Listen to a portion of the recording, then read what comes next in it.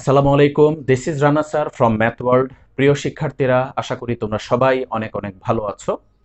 আজকে আমি তোমাদের সামনে আলোচনা করব এইচএসসি ফার্স্ট পেপারের অধ্যায় 10 অর্থাৎ যোগজীকরণের খুবই গুরুত্বপূর্ণ একটা ক্লাস। তো আমরা অলরেডি অধ্যায় 10-এর বা যোগজীকরণের দুইটা লেকচার কমপ্লিট করেছিলাম। ফার্স্ট লেকচারে তোমাদেরকে যোগজীকরণের বেসিক ধারণা দেওয়ার চেষ্টা করেছিলাম, আর সেকেন্ড লেকচারে আমি তোমাদেরকে অধ্যায় 10-এর যে প্রথম অনুশীলনী অর্থাৎ 10A অনুশীলনীটা কমপ্লিট করিয়েছিলাম খুবই গুরুত্বপূর্ণ কিছু অঙ্ক দিয়ে। তো আজকে আমরা অধ্যায় 10-এর সেকেন্ড অনুশীলনী স্টার্ট করব, অর্থাৎ 10B অনুশীলনী স্টার্ট করব। তো চলো আমরা শুরু করি। 10B চ্যাপ্টারের অঙ্কগুলো করার আগে তোমাদেরকে এই চ্যাপ্টারের এবং পরবর্তী চ্যাপ্টারগুলোরও খুবই গুরুত্বপূর্ণ একটা বেসিক সূত্র তোমাদেরকে আমি শিখিয়ে নিব।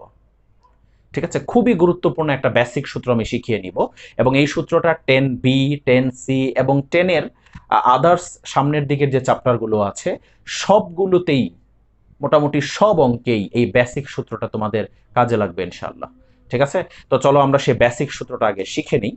তো দেখো, তোমরা সবাই ইন্টিগ্রেশনের ফর্মুলাগুলো দেখেছো, ফর্মুলাগুলো তোমরা সবাই দেখেছো, অনেকগুলো ফর্মুলা আছে, কিন্তু এর মধ্যে আমি একদম বেসিক দুইটা ফর্মুলা নিয়ে আলোচনা করি। দুইটা ফর্মুলার মাধ্যমে আমি তোমাদেরকে এই বেসিক সূত্রটা শেখানোর চেষ্টা করব।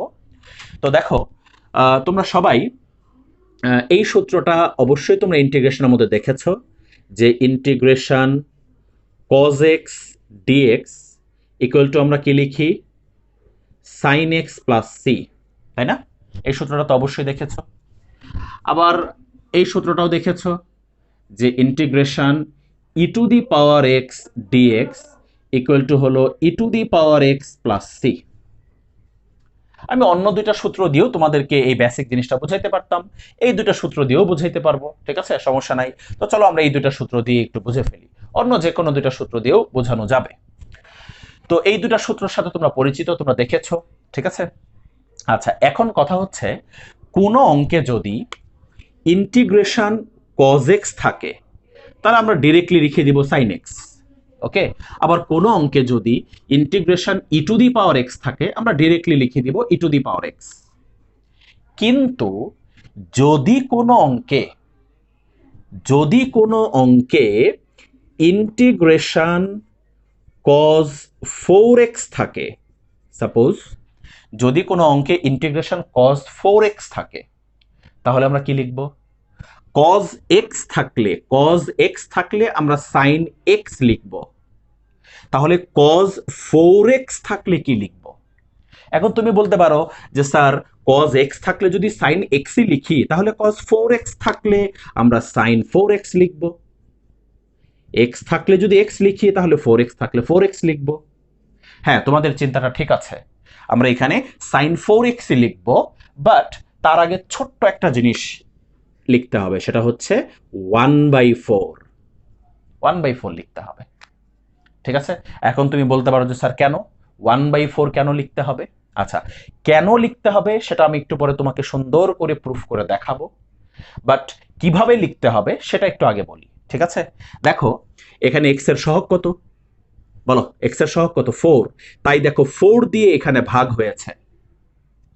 1/4 মানে কি? 1/4 মানে কি 4 দিয়ে ভাগ করা না? 1/4 মানে হচ্ছে 4 দিয়ে ভাগ করা। তাহলে x এর সহগ যেটা আছে সেটা দিয়ে তোমাকে ভাগ করতে হবে, ঠিক আছে। দেখো, cos এর ইন্টিগ্রেশনের ফর্মুলা হচ্ছে sin, সেটা কিন্তু আমরা লিখেছি, মানে বেসিক যে ফর্মুলাটা সেটা লিখেছি। cos এর ইন্টিগ্রেশনের ফর্মুলা হচ্ছে sin। দেখো, cos এর ইন্টিগ্রেশনের ফর্মুলা sin লিখেছি, কিন্তু x এর সাথে যে সহগটা ছিল সেটা দিয়ে আমরা ভাগ করেছি। একটু দেখো তো, এই বেসিক সূত্রটার মধ্যেও x এর সহগ কত বলো তো? x এর সহগ 1। x এর সহগ কত? 1। তাহলে এখানে 1 দিয়ে কিন্তু ভাগ হয়েছে, আমরা ধরে নিতে পারি 1 দিয়ে ভাগ হয়েছে, 1 আছে এখানে, ঠিক আছে। যে কোনো সংখ্যাকেই তো বা যে কোনো জিনিসকেই তো 1 দিয়ে ভাগ করা থাকে, 1 মনে মনে নিচে থাকে, এটা আমরা খুব ভালো করে জানি, ঠিক আছে।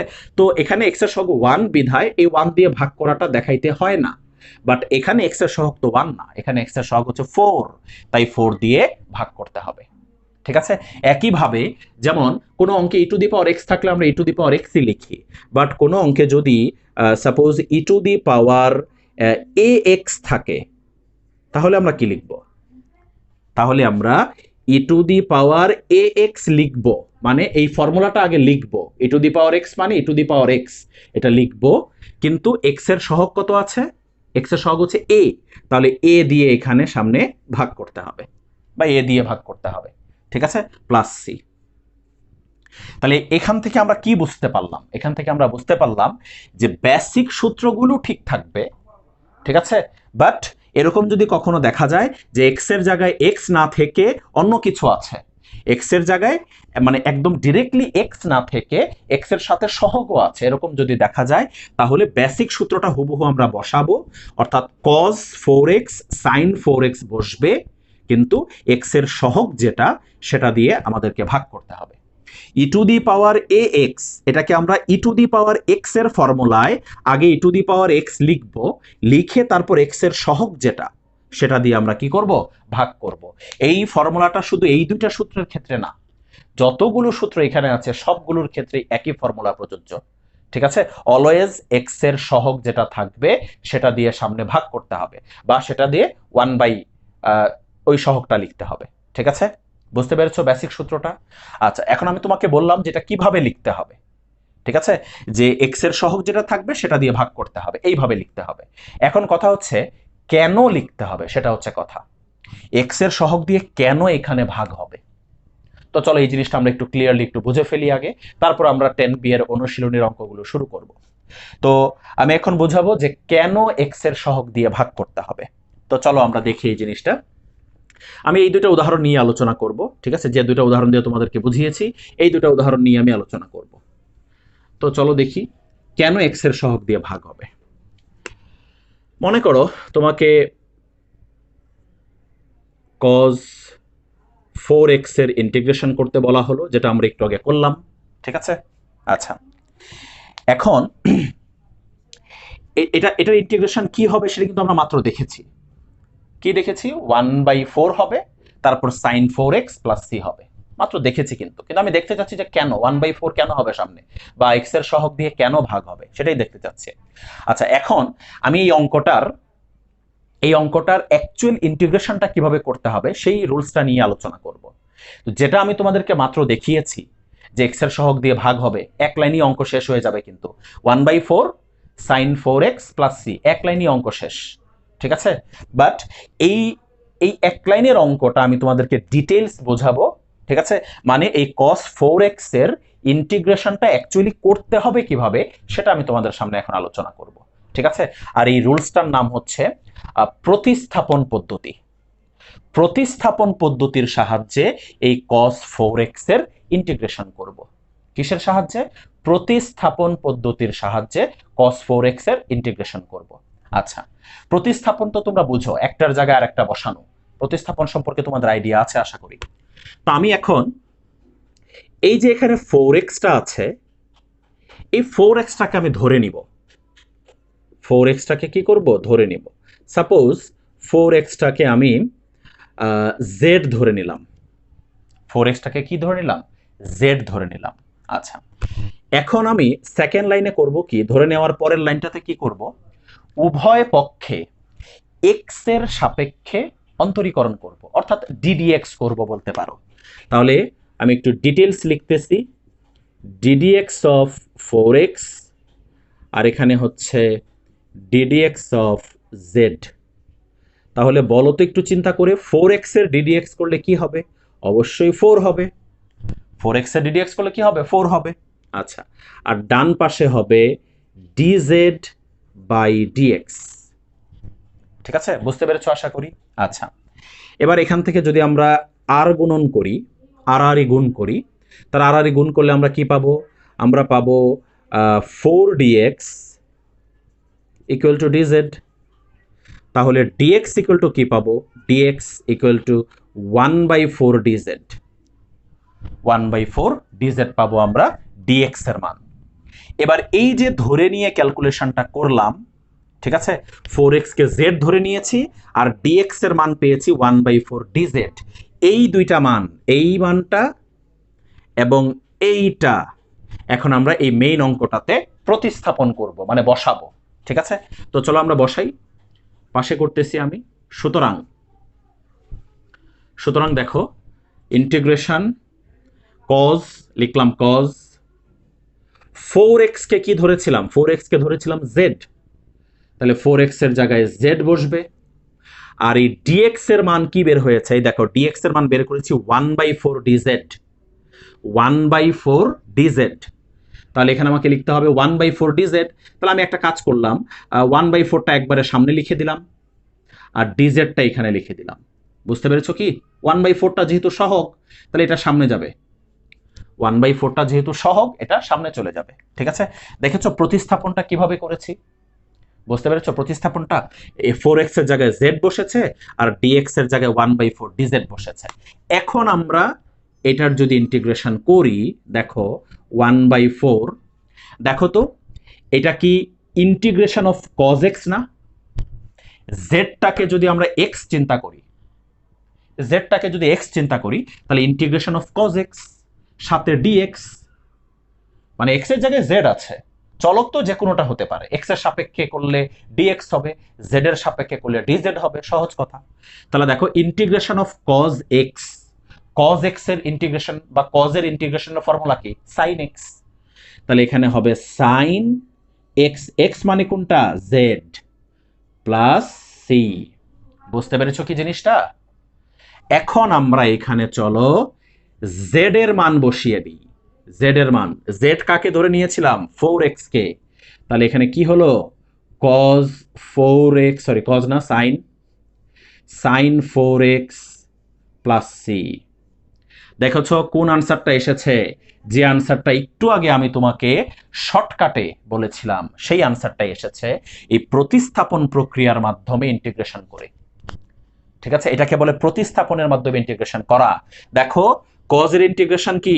sin এসেছে না, sin, এই যে sin সাথে 4x, পরে দেখো এই যে সামনে 1/4, দেখেছো? অর্থাৎ x এর সহগ দিয়ে ভাগ হয়েছে। এটা আমরা মনে রাখার জন্য বলি যে x এর সহগ দিয়ে ভাগ করতে হবে, বাট এই জিনিসটা আসলে এইভাবে আসে এবং এই প্রক্রিয়ার মাধ্যমে এই জিনিসটা আসে। তো যত জায়গায় আমরা এই x এর সহগ দিয়ে ভাগ করব ততই জায়গায় কিন্তু এই প্রতিস্থাপন প্রক্রিয়াটা আমরা অ্যাপ্লাই করব। মানে অ্যাপ্লাই করব মানে এইভাবে অঙ্ক করতে হবে না তোমাকে।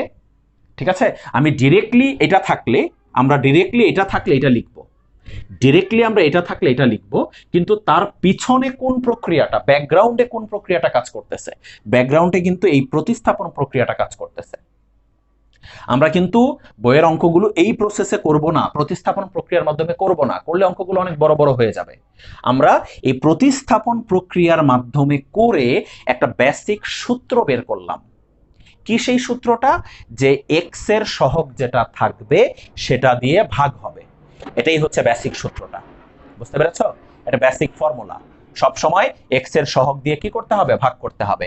আগে মূল ফর্মুলাটা দিতে হবে, মূল ফর্মুলাটা আগে দিতে হবে। মূল ফর্মুলা মানে হলো cos এর ইন্টিগ্রেশনের ফর্মুলা হচ্ছে sin, সেই মূল ফর্মুলাটা হবে, তারপর এক্স এর সহগ যেটা থাকবে সেটা দিয়ে ভাগ হবে, যেটার কথা একটু আগে আমি তোমাদেরকে বলেছি। মূল ফর্মুলা দেওয়ার পরে এক্স এর সহগ দিয়ে কি করতে হবে? ভাগ করতে হবে। ঠিক আছে, আচ্ছা, তাহলে এটা হচ্ছে প্রতিস্থাপন প্রক্রিয়ার মাধ্যমে আমরা বুঝতে পারলাম যে কেন এক্স এর সহগ দিয়ে ভাগ হবে। তো চলো আমরা একটু প্রতিস্থাপন প্রক্রিয়ার মাধ্যমে যে আরেকটা উদাহরণ দিয়েছিলাম e⁴ এর, সেটাও একটু দেখে ফেলি। ঠিক আছে, যে আসলে জিনিসটা ঠিক আছে কিনা, আসলে এক্স এর সহগ দিয়ে সবসময় ভাগ হয় কিনা, আমরা একটু দেখে ফেলি। আমি এটা মুছে দিলাম, আশা করি বুঝতে পেরেছ। মনে করো এখানে আছে হলো ইন্টিগ্রেশন, এখানে মনে করো আছে ইন্টিগ্রেশন e⁴ax dx। এটাও চলো আমরা প্রতিস্থাপন প্রক্রিয়ার মাধ্যমে করি। একটু আগে কাকে ধরে নিয়েছিলাম? 4x কে। এখানে কাকে ধরে নিব? বুঝতে পারতেছো? এখানে কাকে ধরে নিব? ax কে ধরে নিব। তো চলো ধরি ax ইকুয়াল টু z। আবারও উভয় পক্ষে আমরা x এর সাপেক্ষে অন্তরীকরণ করি, তাহলে ddx of ax equal to ddx of z। তাহলে বলো তো ax কে ddx করলে কি হবে? অবশ্যই a হবে, আর এই পাশে হবে dz বাই dx। আবার আগের অঙ্কটার মতো আর গুণ করলে হবে a dx equal to dz। তাহলে সুতরাং dx ইকুয়াল টু হলো 1/a dz। এবার চলো আমরা প্রতিস্থাপন করে ফেলি এটাতে। সুতরাং কি হবে e to the power A x কে কি ধরেছিলাম জেড ধরেছিলাম, তাহলে এ এক্স এর জায়গায় জেড বসবে। আর ডিএক্স এর মান কি বের হয়েছে, ডিএক্স এর মান বের হয়েছে 1/a ডিজেড, তাহলে 1/a সামনে বসবে আর ডিজেডটা এখানে বসবে। ওকে, এবার দেখো 1/a, দেখো এটা কোন ফর্মুলায় চলে গিয়েছে, integration e to the power x dx হয়েছে formula, integration e to the power x dx, অর্থাৎ এক্স এর জায়গায় জেড আছে। তাহলে e to the power x এর ইন্টিগ্রেশনের ফর্মুলা হচ্ছে e to the power x, x মানে হচ্ছে জেড প্লাস সি। এবার আমরা জেড এর ভ্যালু বসিয়ে দিব, জেড এর ভ্যালু আমরা বসিয়ে দিব, জেড এর ভ্যালু কত, জেড এর ভ্যালু হচ্ছে এ এক্স প্লাস সি। ওকে, তাহলে আমরা আবারও বুঝে ফেললাম প্রতিস্থাপন প্রক্রিয়ার মাধ্যমে যে এক্স এর সহগ দিয়ে আসলেই ভাগ হয়, এক্স এর সহগ দিয়ে আসলেই ভাগ হয়। ঠিক আছে, আচ্ছা আমরা চাইলে বইয়ের সবগুলো অঙ্কই আসলে এই প্রতিস্থাপন প্রক্রিয়ার মাধ্যমে করতে পারবো, বাট আমাদের প্রয়োজন নাই করার। আমরা সব সময় এইটা থাকলে ডিরেক্টলি এইটা লিখবো সব সময়, এই প্রতিস্থাপন প্রক্রিয়াতে আমরা যাব না। ঠিক আছে, বুঝতে পেরেছো জিনিসটা? বাট মনে রাখো যতবার যতবার তুমি এই এক্স এর সহগ দিয়ে ভাগ করবা ততবারই তোমার মনে মনে মনে মনে যাতে থাকে যে এখানে সেই প্রতিস্থাপন প্রক্রিয়া অ্যাপ্লাই হচ্ছে। প্রতিস্থাপন প্রক্রিয়ার মাধ্যমে আমরা শিখতে পেরেছি যে মূল ফর্মুলা দেওয়ার পরে এক্স এর সহগ দিয়ে কি করতে হবে, ভাগ করতে হবে। বুঝতে পেরেছো জিনিসটা? তাহলে এখন এই যে বেসিক সূত্রটা শিখলাম, এই সূত্রটা ইনশাল্লাহ 10B এর ম্যাক্সিমাম অঙ্কে এবং সামনের দিকের ম্যাক্সিমাম অঙ্কে এই রুলসটা আমরা অ্যাপ্লাই করব। আমি আবারও ফাইনালি বলে দিচ্ছি যে মূল সূত্রটা আগে দিব। ঠিক আছে, যেমন যেমন আমি আরেকটা উদাহরণ দেই, মানে এই প্রতিস্থাপন প্রক্রিয়া করব না, ছোট্ট একটা জিনিস বলি। যেমন মনে করো তোমার কাছে আছে এরকম যে ইন্টিগ্রেশন সাইন 5x dx, তাহলে এটাকে কিন্তু আমরা প্রতিস্থাপন প্রক্রিয়ার মাধ্যমে করব না, আমরা আগে বেসিক ফর্মুলাটা দিব। ঠিক আছে, বলো তো সাইনের ইন্টিগ্রেশনের ফর্মুলা কি? সাইনের ইন্টিগ্রেশনের ফর্মুলা হচ্ছে মাইনাস কস, জানো তো? সাইনের ইন্টিগ্রেশনের ফর্মুলা হচ্ছে মাইনাস কস এক্স, এক্স কত এখানে 5x, তাহলে সাইনের বেসিক যে ফর্মুলাটা ইন্টিগ্রেশনের, সাইনের ফর্মুলা হচ্ছে মাইনাস কস 5x, আর এক্স এর সহগ কত এখানে, এক্স এর সহগ হচ্ছে 5, তাহলে 5 দিয়ে ভাগ হবে ডিভাইডেড বাই 5, বা সামনে তুমি 1/5ও লিখতে পারো। বুঝতে পেরেছ? তাহলে এই অঙ্কের আনসার কি হবে, আনসার হবে minus 1/5 cos 5x plus C. এইভাবে আমরা মূলত অঙ্কগুলো করব। ঠিক আছে, প্রতিস্থাপন প্রক্রিয়ার মাধ্যমে আমরা করব না, এইভাবে আমরা অঙ্কগুলো সলিউশন করব। বুঝতে পেরেছ? তো চলো এবার আমরা 10B এর অনুশীলনের অঙ্কগুলো স্টার্ট করি। প্রথমে আমরা এই চ্যাপ্টারের যে অঙ্কটা করব, দেখো অঙ্কটা আমি বোর্ডে লিখেছি, আর রেফারেন্স বই হচ্ছে মাকসুদুল হাকিম স্যারের বই। যদি তোমাদের কাছে এই বইটা থাকে তাহলে তোমরা দেখতে পারো 10B চ্যাপ্টারের মেবি ফার্স্ট অঙ্কটাই হচ্ছে এটা। ঠিক আছে, দেখো এটার আমাদের ইন্টিগ্রেশন করতে হবে। ঠিক আছে, তো এটা কোন ফর্মুলা দিয়ে করতে হবে আমি একটু বলে দিই তোমাদেরকে আগে। এটা হচ্ছে integration x to the power n dx. বলতো x to the power n dx এর ফর্মুলা আমরা কি দেখেছিলাম? লাস্ট ক্লাসে মনে হয় আমরা দেখেছিলাম। ফর্মুলাটা ছিল x to the power n plus one divided by n plus one plus c. এটাই তো ছিল ফর্মুলাটা, তোমাদের মনে আছে আশা করি। 10A চ্যাপ্টারের বেশ কিছু অঙ্ক আমরা এই সূত্রটা দিয়ে করেছিলাম। তো দেখো এটাও সেম ফর্মুলাই হবে। এখানে এক্স কোনটা, এখানে এক্স হচ্ছে এটা 5x প্লাস 2, এটা হচ্ছে এক্স। এক্স কোনটা বলো, এক্স হচ্ছে 5x প্লাস 2 আর এন হচ্ছে 6। বুঝতে পেরেছো কি জিনিসটা? এক্স হচ্ছে 5x প্লাস 2 আর এন হচ্ছে 6। তা চলো আমরা সূত্রটা বসিয়ে ফেলি ডিরেক্টলি। কি হবে, x to the power n plus 1 অর্থাৎ 5x plus 2 whole to the power n plus 1 divided by n plus 1 অর্থাৎ 6 প্লাস 1। এবার কিন্তু সেই আগের কথা, এখানে প্লাস সি হবে। এবার সেই আগের রুলসটা, একটু আগে যে রুলসটা আমি তোমাদেরকে শেখালাম, যে এক্স এর সহগ যেটা থাকবে সেটা দিয়ে কি করতে হবে, ভাগ করতে হবে। দেখো এখানে এক্স এর সহগ কত 5, এক্স এর সহগ কত 5, তাহলে 5 দিয়ে ভাগ হবে, 5 দিয়ে ভাগ হবে। তো 5 দিয়ে ভাগ করা মানে হচ্ছে এখানে সামনে 5 লিখে দিলে হয়ে গেল। 5 দিয়ে ভাগ করা মানে কি, সামনে 1/5 লেখা, তাই না? সামনে 1/5। তুমি যদি এখানে না লিখতে চাও, সামনে 1/5 লিখতে চাও, তাও কোনো সমস্যা নাই। এক্স দিয়ে না ভাগ মানে নিচে না লিখে তুমি যদি সামনে 1/5 দিয়ে লিখতে চাও, তাও কোনো প্রবলেম নাই। আবার নিচে 5 লিখে দিলেও কোনো প্রবলেম নাই। নিচে 5 মানে তো 1/5, ঠিক আছে? তাহলে অঙ্কের আনসার কি হবে দেখো, 1/5 into 5x plus 2 whole to the power কত, 7 ডিভাইডেড বাই 7 প্লাস সি। তাহলে আমরা লিখতে পারি 1/35 into 5x plus 2 whole to the power 7 plus c. এই তাহলে এটাই হচ্ছে এই অঙ্কের আনসার। আর এই প্লাস সি এর হিস্ট্রিটা মনে আছে তো? ফার্স্ট লেকচারে বলেছিলাম ওইখানে কিন্তু লিখে দিতে হবে, এখানে কিন্তু লিখতে হবে যে যেখানে যেখানে সি হলো সমাকলন ধ্রুবক বা যোগজীকরণ ধ্রুবক,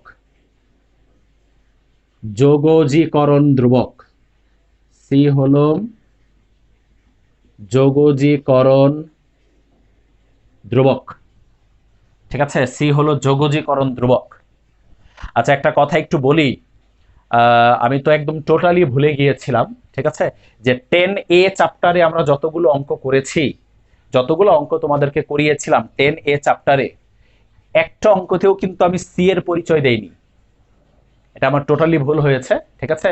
তোমরা কাইন্ডলি 10A তে যতগুলো অঙ্ক আমি করেছিলাম, সবগুলো অঙ্কেরই লাস্ট লাইনে প্লাস সি লেখার পরে কমা দিয়ে অবশ্যই লিখবা যে যেখানে সি হলো যোগজীকরণ ধ্রুবক, বা যেখানে সি হলো সমাকলন ধ্রুবক লিখলেও হবে, যোগজীকরণ বা সমাকলন ধ্রুবক, ঠিক আছে? তো এটার জন্য আমি সরি, আসলে 10A চ্যাপ্টারের কোনো অঙ্কেই কিন্তু আমি এই সি এর পরিচয়টা দেইনি। এটা দিতে হবে অবশ্যই, সি এর পরিচয়টা অবশ্যই দিতে হবে, ঠিক আছে? তো 10A চ্যাপ্টারের সবগুলো অঙ্কে তোমরা কাইন্ডলি প্রত্যেকটা অঙ্কের শেষ লাইনের পাশে কমা দিয়ে লিখবা যেখানে সি হলো যোগজীকরণ ধ্রুবক, ঠিক আছে? দেখো এবার আমরা নেক্সট অঙ্কটা করব। তো এই অঙ্কটা হচ্ছে, আমি এখানে আমার বইয়ে দেখতেছি, এটা হচ্ছে বুয়েট 2005 লেখা আছে, অর্থাৎ বুয়েটে অ্যাডমিশন টেস্টে হয়তো এই ম্যাথটা 2005 সালে এসেছিল, ঠিক আছে? তো চলো আমরা এই ম্যাথটা আগের অঙ্কের মতোই সলভ করে ফেলি। দেখো একটু খেয়াল করে, আমরা এটা সূত্র দেওয়ার আগে এটাকে একটু ঠিকঠাক করে নিই। কিভাবে আমরা এটাকে ঠিকঠাক করতে পারি একটু দেখো। আমরা এটাকে লিখতে পারি 1 minus 6x whole to the power 1/3। 1/3 লেখা যায় না, এই যে কিউবিক রুট আছে 1/3, বা এটাকে আরেকটু মডিফাই করে লিখতে পারি 1 minus 6x whole to the power minus 1/3। আশা করি বুঝতে পেরেছ। এখন এটা কি আগের অঙ্কটার মতোই হয়ে গেল না? X to the power N, এই যে x to the power N, ঠিক আছে? তাহলে এই ফর্মুলায় চলে যাচ্ছে আবার। তো চলো আমরা এখন ফর্মুলা দিয়ে দেই। তাহলে কি হবে এখানে, x to the power, x কোনটা এখানে, এক্স হচ্ছে 1 minus 6x to the power n plus 1, অর্থাৎ minus 1/3 plus 1 divided by minus 1/3 plus 1। Okay, কিন্তু ভুলে গেলে চলবে না, কিন্তু এক্স এর সহগ দিয়ে ভাগ হবে। এক্স এর সহগ কত দেখো তো, এখানে এক্স এর সহগ হচ্ছে -6, তাহলে -6 দিয়ে ভাগ হবে। তার মানে আমরা সামনে লিখতে পারি -1/6। বলো সামনে আমরা -1/6 লিখতে পারি কিনা? -6 দিয়ে ভাগ করা মানে কি? -6 দিয়ে ভাগ করা হলো -1/6 দিয়ে গুণ করা, ঠিক আছে? Plus c. এবার এটা যদি ক্যালকুলেশন করি তাহলে দেখি তো আমরা কি আসে, -1/6 ইন্টু এখানে উপরে হবে 1 minus 6x whole to the power কত দেখো, এটা যদি যোগ করে এই দুইটা -1/3 প্লাস 2, 3 হচ্ছে লসাগু, তাহলে -1, তাহলে হবে 2/3, কত হবে এখানে 2/3 হবে, লসাগু হচ্ছে 3, তাহলে -1 প্লাস 3, উপরে 2 নিচে 3, 2/3, আর নিচেও তাহলে একইভাবে 2/3 হবে, নিচেও 2/3 হবে প্লাস সি। এখন দেখো এই নিচেরটাকে উল্টিয়ে দেব আমরা, তাহলে -1/6 ইন্টু 3/2 উল্টিয়ে গেল 1 minus 6x whole to the power 2/3 plus c. এবার এই দুটা যদি গুণ করো তাহলে কত হয়, -1/4 হয় ইন্টু 1 মাইনাস 6x পাওয়ার হচ্ছে 2/3 প্লাস c। এটাই হচ্ছে এই অঙ্কের আনসার। এবার দেখো পরের অঙ্ক। এই ফাংশনটার আমাদের ইন্টিগ্রেশন করতে হবে x এর সাপেক্ষে। তো একটু খেয়াল করো, এই অঙ্কটা একটু ডিফিকাল্ট আছে, মানে অঙ্কটা এতটা ডিফিকাল্ট না, বাট ক্যালকুলেশন গুলো একটু ডিফিকাল্ট। হ্যাঁ, ক্যালকুলেশন গুলো একটু ডিফিকাল্ট।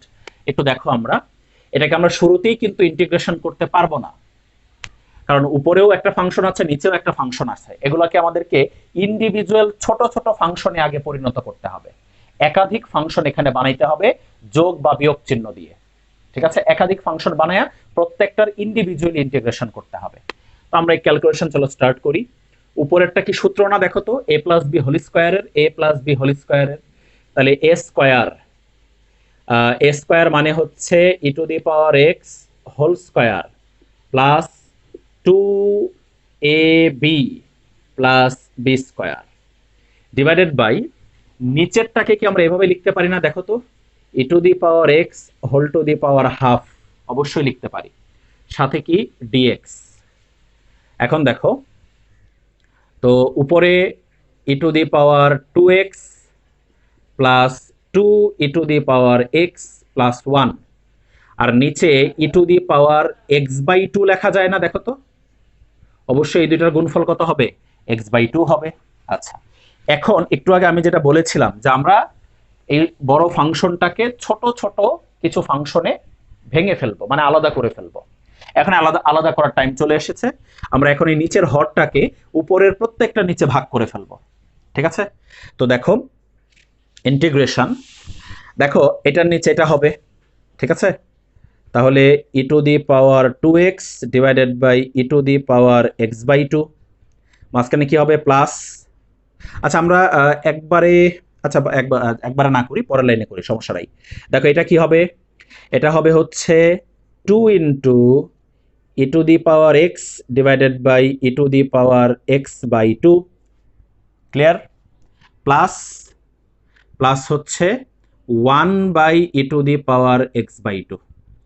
আশা করি খুব ভালো করে বুঝতে পেরেছ। আমরা নিচের হরটাকে প্রত্যেকটার নিচে, উপরের প্রত্যেকটার নিচে ইন্ডিভিজুয়ালি ভাগ করে ফেলেছি। ঠিক আছে, আচ্ছা এখন দেখো সামনের ক্যালকুলেশনটা একটু ভালো করে খেয়াল করো। ইন্টিগ্রেশন, আর আমি এখানে আরেকটা কাজ একসাথে করে দিব, এই ইন্টিগ্রেশনটাকে প্রত্যেকটা ফাংশনের সাথে আলাদা আলাদা করে দিব। দেখো আমাদের কিন্তু এখানে ছোট ছোট অনেকগুলো ফাংশন হয়ে যাচ্ছে। এখন এখান থেকে একটা বের হবে, এখান থেকে একটা ফাংশন বের হবে, এখান থেকে বের হবে, মাঝখানে প্লাস চিহ্ন। তাহলে আমরা ইন্ডিভিজুয়ালি প্রত্যেকটা ফাংশনের আলাদা আলাদা ইন্টিগ্রেশন করব। তো আমি একবারে ইন্টিগ্রেশন দিয়ে ফাংশনগুলোকে আলাদা করে দিচ্ছি। তো প্রথমে এটা লিখবো, এটা। আচ্ছা দেখো তো, দুইটারই তো বেস সেম, মাঝখানে ভাগ চিহ্ন, তাহলে কি উপরের পাওয়ার থেকে নিচের পাওয়ার কি হবে, মাইনাস হবে। তাহলে e to the power 2x minus x/2 সাথে dx। দেখো প্রথম ফাংশনটাকে আলাদা করে দিলাম, প্লাস দেখো এর পরের ফাংশনে কিন্তু একটা সহগ আছে সামনে 2, তাহলে সহগটাকে আমরা সামনে লিখলাম, লিখে আবার ইন্টিগ্রেশন, আবার এটার পাওয়ার থেকে এটার পাওয়ার বিয়োগ হবে। তাহলে কি হবে, e to the power x minus x/2 সাথে হচ্ছে dx। ওকে, এবার লাস্ট এটা, তাহলে প্লাস ইন্টিগ্রেশন, বলো কি হবে, এটাকে আমরা কি লিখতে পারি, ই to the power minus x/2 লিখতে পারি। আমরা এটাকে লিখতে পারি ই to the power minus x/2 সাথে হচ্ছে dx। বুঝতে পেরেছ? এই সবগুলোকে আমরা ইন্ডিভিজুয়ালি আলাদা করে ফেললাম। তো আগে ক্যালকুলেশন করি, পরে ইন্টিগ্রেশনে যাব আমরা। দেখো ইন্টিগ্রেশন কি হবে, এটা ই টু দি পাওয়ার কি হবে, এটা থেকে এটা মাইনাস করলে লসাগু হচ্ছে 2, তাহলে 4x মাইনাস x, তাহলে 3x/2 dx plus 2 integration e to the power কি হবে x/2 পরেরটা, plus integration e to the power minus x/2। এই এখন আমরা সবগুলো ফাংশনের আলাদা আলাদা ইন্টিগ্রেশন করে ফেলবো, আলাদা আলাদা সবগুলো ফাংশনের আমরা ইন্টিগ্রেশন করে ফেলবো। আচ্ছা একটা জিনিস আমি বলি, আমি কিন্তু অনেক ডিটেলস করেছি, আমি এত ডিটেলস কিন্তু করাটা আসলে ঠিক হবে না। এখানে অনেকগুলো লাইন কিন্তু স্কিপ করা যেত। যেমন এই লাইনটা না লিখে আমি কিন্তু ডিরেক্টলি এই লাইনটা লিখতে পারতাম, কোনো ব্যাপার ছিল না। দেখো এই লাইনটা না লিখলেও হবে, না লিখে কিন্তু আমরা ডিরেক্টলি এই লাইন লিখতে পারবো। আচ্ছা, তারপর এই লাইনটা না লিখে ডিরেক্টলি এটা লেখা যাবে, কিন্তু এই লাইনটা না লিখে ডিরেক্টলি এটা লেখা যাবে, এরকম কিন্তু লাইন স্কিপ করা যাবে। তা আমি অনেক ডিটেলস করেছি, ডিটেলস করলেও কোনো সমস্যা নাই আসলে, টাইম বাঁচানোর জন্য আসলে ডিটেলস আমাদের না করাটাই বেটার আর কি। ঠিক আছে, যতটা সম্ভব আমরা স্কিপ করতে পারি ততটা আমরা করব। আচ্ছা দেখো এখন তো এটা কোন ফরম্যাটে, দেখো প্রত্যেকটাই কিন্তু ই টু দি পাওয়ার এক্স এর ইন্টিগ্রেশন, প্রত্যেকটাই হচ্ছে e to the power x এর integration. E to the power x এর ইন্টিগ্রেশন কি, ই টু দি পাওয়ার এক্সই কিন্তু হয়, ই টু দি পাওয়ার এক্স এর ইন্টিগ্রেশন কিন্তু ই টু দি পাওয়ার এক্সই হয়। আচ্ছা তাহলে দেখো e to the power x এর ইন্টিগ্রেশন ই টু দি পাওয়ার এক্সই হবে। তাহলে এই যে দেখো e to the power x এর ইন্টিগ্রেশন আমরা ই টু দি পাওয়ার এক্স লিখলাম, এক্স মানে হচ্ছে 3x/2। দেখো এই যে ই টু দি পাওয়ার এক্স, এটাকে আমরা এক্স কনসিডার করেছি, তাহলে e to the power x হবে। আর ওই যে মনে আছে এক্স এর জায়গায় এক্স না থেকে অন্য কিছু থাকলে এক্স এর সহগ দিয়ে কি করতে হবে, ভাগ করতে হবে। এক্স এর সহগ কত দেখো তো 3/2, তাহলে 3/2 দিয়ে ভাগ হবে। এই জিনিসটা ভুলে গেলে চলবে না কিন্তু, ঠিক আছে। প্লাস প্লাস এখানে 2 থাকলো, ওকে। তারপর কি হবে, এখানেও same formula, e to the power x এর formula, e to the power x, তাহলে কি হবে ই টু দি পাওয়ার এক্সই হবে। এক্স কত, x/2, এবং এই x/2 তে খেয়াল করে বলো তো এক্স এর সহগ কত, এক্স এর সহগ হচ্ছে 1/2, তাহলে 1/2 দিয়ে ভাগ হবে, বুঝতে পেরেছ। প্লাস এখানেও সেম, দেখো e to the power x, x কোনটা, এই যে এটা হলো এক্স, তাহলে e to the power x হবে ফার্স্টে, মানে -x/2। এবার বলো এক্স এর সহগ কত, -12, তাহলে -12 দিয়ে ভাগ হবে, প্লাস সি, ওকে বুঝতে পেরেছ। এবার ক্যালকুলেশন করি আমরা, এটাকে উল্টে দিলে হবে 2/3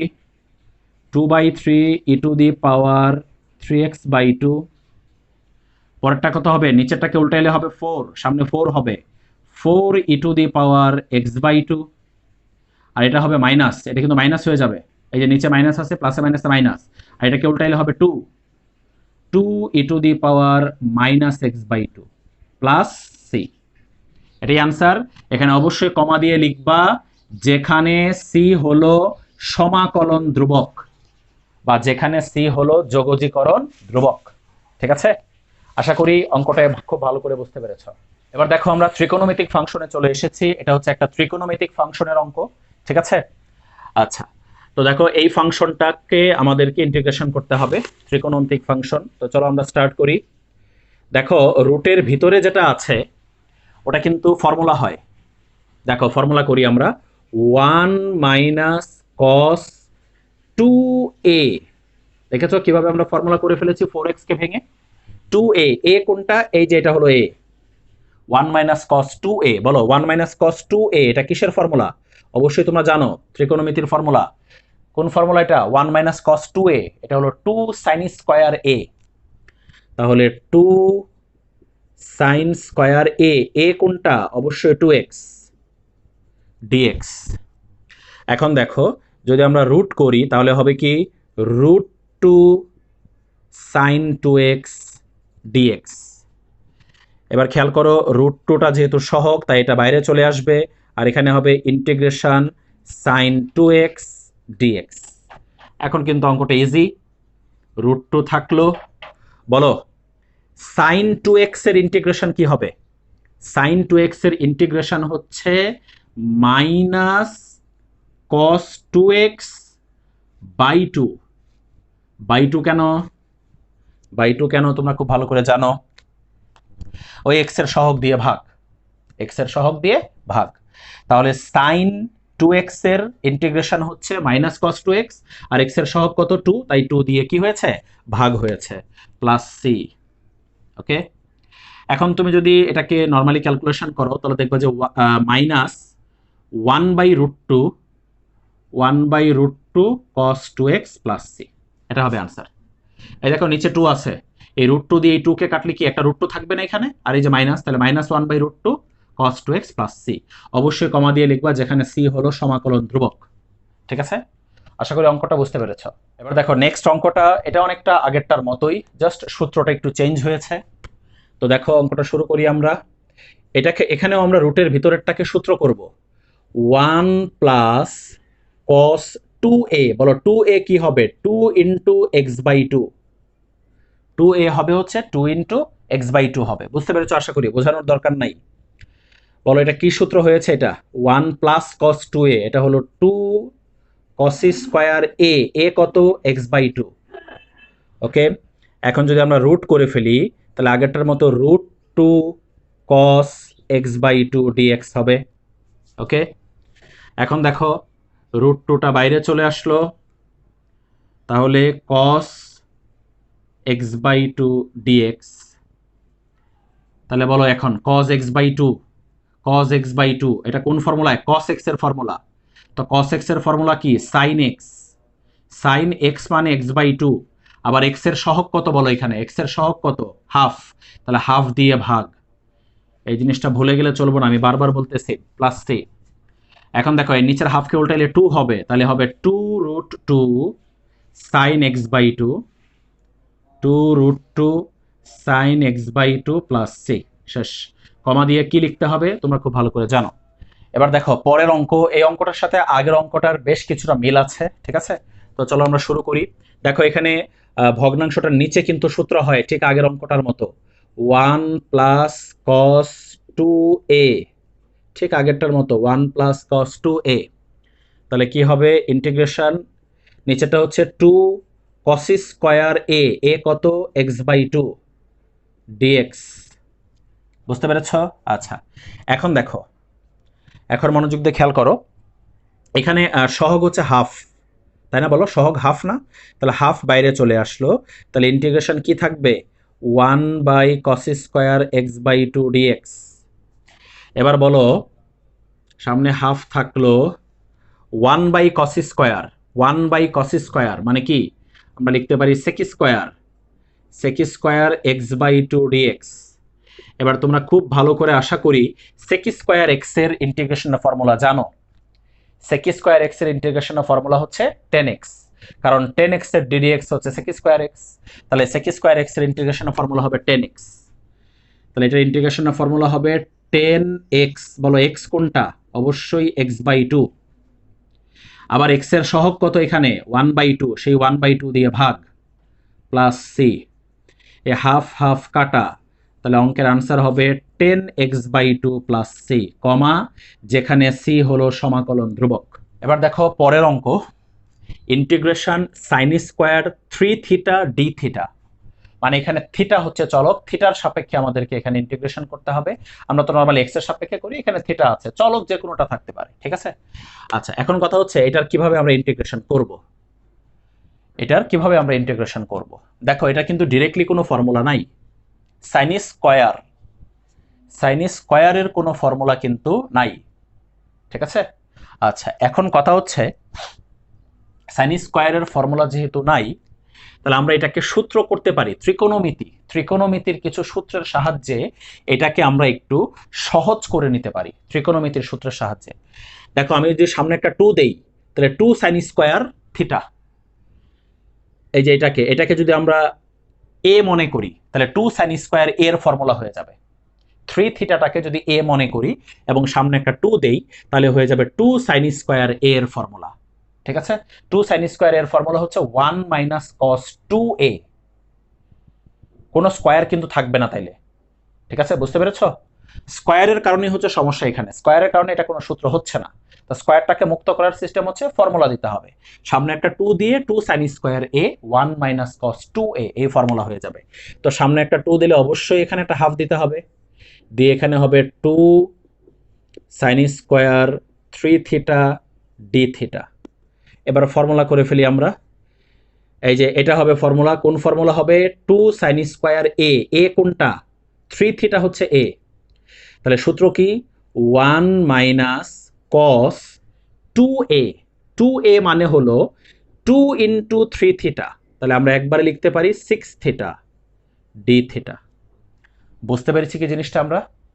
আচ্ছা, এখন দেখো, এখন যেহেতু মাঝখানে মাইনাস চলে এসেছে, তাহলে এই 1 এর আলাদা ইন্টিগ্রেশন হবে আর এই কস 6 থিটার আলাদা ইন্টিগ্রেশন হবে, ঠিক আছে?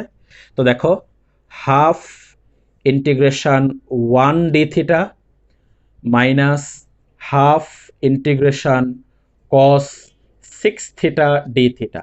এই হাফটা কিন্তু প্রত্যেকটার সাথে আলাদা হবে, বুঝতে পেরেছ? হাফ প্রত্যেকটার সাথে আলাদা হবে। এবার দেখো, বলো 1 ডি থিটা, তাহলে আমরা কিন্তু কি লিখবো? Only theta. অনলি থিটা কেন? ইন্টিগ্রেশন 1 ডিএক্স কি লিখি আমরা? X plus C. 1 এর ইন্টিগ্রেশন কি? এক্স। তাহলে এখানে তো এক্স না, এখানে হচ্ছে থিটা। তাহলে 1 এর ইন্টিগ্রেশন আমরা এক্স না লিখে কি লিখবো? থিটা লিখবো। Minus half. এবার দেখো কস, কসের ইন্টিগ্রেশন কি জানো তোমরা? সাইন। তাহলে কি হবে এটা?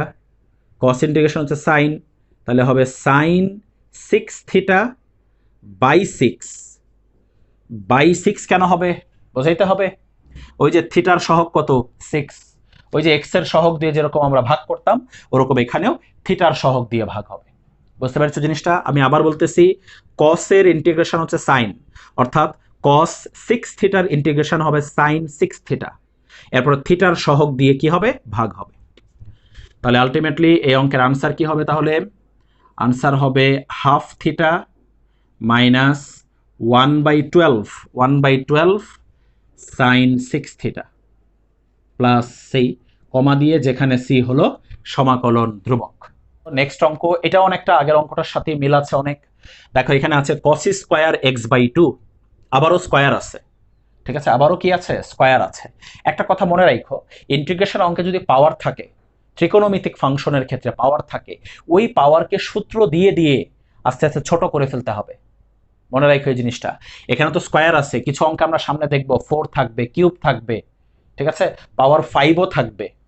তো পাওয়ার থাকলে কাজ হলো সূত্র দিয়ে দিয়ে সেই পাওয়ারগুলোকে আস্তে আস্তে কমিয়ে নিয়ে আসা, অর্থাৎ একদম পাওয়ার 1-এ নিয়ে আসতে হবে ওটাকে, ঠিক আছে? আমার এই কথাটা কিন্তু মনে রেখো, সামনে ইনশাল্লাহ কাজে লাগবে, আমরা দেখবো আদার্স অঙ্কগুলোতে। তো দেখো এখানেও দেখো, আমরা যদি এটার সামনে একটা 2 দেই, তাহলে 2 cos স্কয়ার a, এটাকে a যদি ধরি, 2 cos স্কয়ার এর ফর্মুলা হয়ে যাবে। তাহলে আবারও আগের অঙ্কের মতো সামনে হাফ দিলাম, তাহলে এখানে হবে 2 cos স্কয়ার x/2 dx। তাহলে এবার আমরা ফর্মুলা দিয়ে দিই। 2 cos স্কয়ার a ফর্মুলা হচ্ছে 1 প্লাস cos 2a। 2a মানে হলো 2 ইন্টু x/2, তাহলে 2 কাটা, অনলি x থাকবে। বুঝতে পেরেছ? এবার আমরা আলাদা করে দেই, half integration 1 dx plus half integration cos x dx। তাহলে আনসার হবে হাফ, এখানে হবে x, আর এখানে হবে কি? Half cos x। cos x এর ইন্টিগ্রেশন কি? sin x। আর এখানে x এর সহগ কত? x এর সহগ 1, সো 1 দিয়ে তো ডিভাইড করার প্রয়োজন নাই। তো এটাই হচ্ছে আনসার, যেখানে c হলো সমাকলন ধ্রুবক। এবার দেখো নেক্সট অঙ্কটা দেখো, এই অঙ্কটা হচ্ছে sin কিউব 2x dx এর। sin কিউব 2x আছে, পাওয়ার আছে, তাহলে পাওয়ার থাকলে বলেছি সূত্র দিয়ে পাওয়ারকে কি কমিয়ে নিয়ে আসতে হবে, ঠিক আছে? তাহলে সাইন কিউব আছে, সাইন কিউব, তাহলে সামনে কি দিলে ফর্মুলা হবে তোমরা জানো? 4 সাইন কিউব a এর ফর্মুলা জানি আমরা। তাহলে সামনে কি দিতে হবে? 4 দিতে হবে, যেহেতু এখানে সাইন কিউব আছে। তাহলে 1/4 integration 4 sine cube 2x dx। তো আমরা এখন এখানে 4 সাইন কিউব a এর ফর্মুলা দিয়ে দিব। এটা হচ্ছে a, তাহলে 4 sine cube a, 4 sine cube a এর ফর্মুলা কি? 3 sign a minus sine 3a। তাহলে 3 সাইন a কত? 2x minus sine 3a, 3a অর্থাৎ এটাকে 3 দিয়ে গুণ হবে, তাহলে কত হবে? 6x। বুঝতে পেরেছ? এবার মাঝখানে যেহেতু মাইনাস চলে এসেছে, তাহলে আমরা এখন ইন্টিগ্রেশন আলাদা করে দিব। তাহলে হবে 1/4 ইন্টিগ্রেশন, ও এটা তো দেখা যায় সামনে সহগ আছে 3, তাহলে 3টা সামনে আসবে, তাহলে এখানে একবার লিখে দিলাম 3/4 sine 2x dx minus 1/4 integration sine 6x dx। 1/4 কেন? এই যে সামনে কিন্তু 1/4 ছিল, 1/4 এটার সামনেও বসবে, 1/4 এটার সামনেও বসবে। এবার দেখো 3/4, দেখো সাইন 2x, সাইন 2x এর ইন্টিগ্রেশন কি হবে? Minus cos 2x/2। বোঝাইতে হবে কাউকে। সাইন এক্স এর ইন্টিগ্রেশন হচ্ছে মাইনাস কজ এক্স, আর এক্স এর সহগ কত 2, তাই 2 দিয়ে ডিভাইড হয়েছে, মাইনাস 1/4 ইন্টু, দেখো সাইন 6x এর তাহলে কি হবে minus cos 6x divided by কত 6 প্লাস সি। ওকে, এবার দেখো লাস্ট লাইন, গুণ করলে কি হবে এখানে, গুণ করলে এখানে কি হবে, এটার সাথে এটা গুণ হয়ে যাবে, তাহলে হবে মাইনাস 3/8, মাইনাস 3/8 হবে অবশ্যই, মাইনাস 3/8 cos 2x। ওকে, আর এটা কি হবে মাইনাসে মাইনাসে প্লাস, প্লাস কত হবে 1/24, 1/24 হবে না, 24 cos 6x প্লাস সি, সাইডে কমা দিয়ে লিখে দাও, যেখানে সি হলো সমাকলন ধ্রুবক। তাহলে আশা করি এই অঙ্কটা খুব ভালো করে বুঝতে পেরেছ। আজকে এই পর্যন্তই থাকলো, আগামী ক্লাসে ইনশাল্লাহ এই চ্যাপ্টারের বাকি অঙ্কগুলো নিয়ে আলোচনা করব।